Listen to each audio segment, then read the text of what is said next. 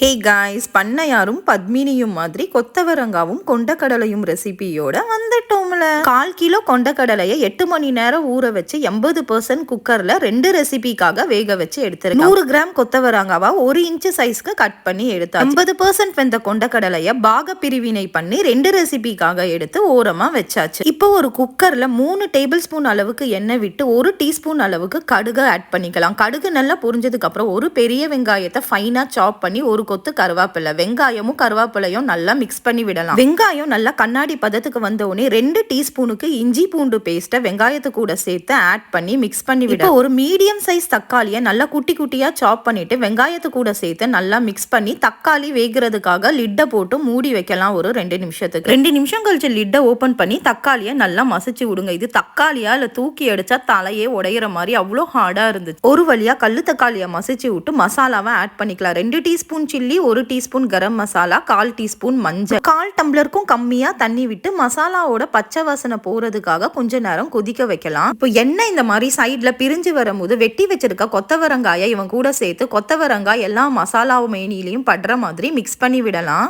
80% வெந்திருக்க கொண்டக்கடலையும் இந்த கொத்தவரங்காய் கூட சேர்த்து மிக்ஸ் பண்ணிட்டு இந்த டிஷ்ஷுக்கு தேவையான உப்பு, கொண்டக்கடலை வேக வச்ச தண்ணில இருந்து ஒரு 1/2 கப் தண்ணி எடுத்து மிக்ஸ் பண்ணிட்டு குக்கரை லிட்டு போட்டு 2 விசிலுக்கு நல்லா வேக வச்சு எடுத்துடலாம். ப்ரெஷர்லாம் கம்ப்ளீட்டா ரிலீஸ் ஆனதுக்கு அப்புறம் லிட்டை ஓபன் பண்ணி பார்த்தோம்னா நல்லாவே வெந்திருக்கும். நம்ம லேடல வச்சு இந்த மாதிரி கொண்டக்கடலையை நல்லா மசிச்சு விட்டுறலாம். அடுப்பை ஆன் பண்ணி லைட்டா எண்ணெய் பிரிகிற அளவுக்கு ஒரு 2 to 3 மினிட்ஸ் இந்த மாதிரி கொதி விட்டு அவன் தலை மேல கொத்தமல்லியை சூவி இறக்கணும்னா நம்ம தலைவன் சூப்பரா ரெடி ஆயிருவான். கொத்தவரங்காய் இல்ல சீனி அவரைக்காய் the most under rated vegetable. நரம்பு சம்பந்தப்பட்ட பிரச்சனை இருக்கிறவங்களுக்கு இந்த கொத்தவரங்காய் ஒரு வரப்பிரசாதம்னே சொல்லலாம். கண்டிப்பா இந்த ரெசிபியை நீங்களும் உங்க கிச்சன் தியேட்டர்ல ட்ரை பண்ணிட்டு இதை சூப்பர் ஹிட் ஆச்சா இல்ல மொக்க வாங்குச்சான்னு சொல்லுங்க. நன்றி.